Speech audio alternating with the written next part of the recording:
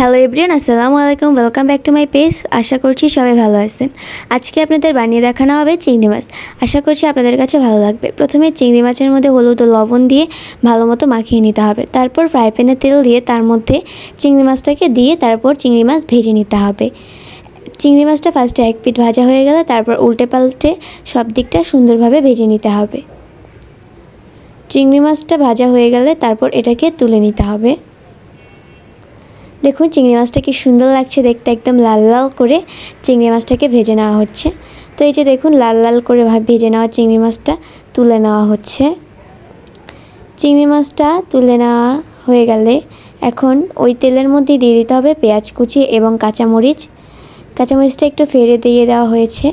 তারপর পেঁয়াজটাকে হালকা বাদামি করে ভেজে নিয়ে তার মধ্যে দিয়ে দিতে হবে টমেটোটা দেওয়ার পর আবারও ভালো মতো নেড়ে চেড়ে নিতে হবে।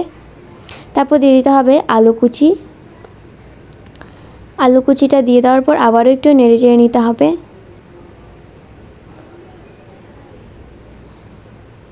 তারপর ভালো মতো নেড়ে চেড়ে নেওয়া হয়ে গেছে, দেখতেই পাচ্ছেন।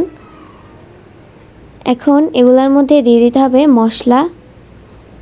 প্রথমে দিয়ে দেওয়া হচ্ছে হলুদ গুঁড়া, তারপর দিয়ে দেওয়া হচ্ছে লবণ, তারপর দিয়ে দেওয়া হচ্ছে মরিচের গুঁড়া।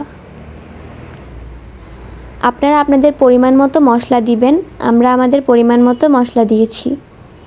তারপর এটাকে আবারও ভালো মতো নেড়ে নিয়ে এর মধ্যে দিয়ে দিতে হবে একটু পানি। তারপর সব কিছু একত্রে ভালো মতো নেড়ে নিতে হবে। তারপর একটু ঢাকা দিয়ে রাখতে হবে। তারপর ঢাকনাটা খুলে তারপরে ভালো মতো নেড়ে নিতে হবে। তারপর এর মধ্যে চিংড়ি মাছগুলো দিয়ে দিতে হবে। তারপর একটু নেড়ে চেড়ে মিশিয়ে এর মধ্যে দিয়ে দিতে হবে পানি, অল্প পরিমাণে পানি দিতে হবে। তারপর পানিটা একটু বলক চলে আসলে এর মধ্যে দিয়ে দিতে হবে ধনিয়ার গুঁড়া। তারপরে আবারও ঢাকা দিয়ে দিতে হবে। তারপর আবার ঢাকনাটা খুলে নিতে হবে। দেখতেই পাচ্ছেন কত সুন্দর লাগছে দেখতে। তো এই যে দেখুন এটা হয়ে গিয়েছে। আশা করছি আজকের রেসিপি আপনাদের কাছে ভালো লেগেছে।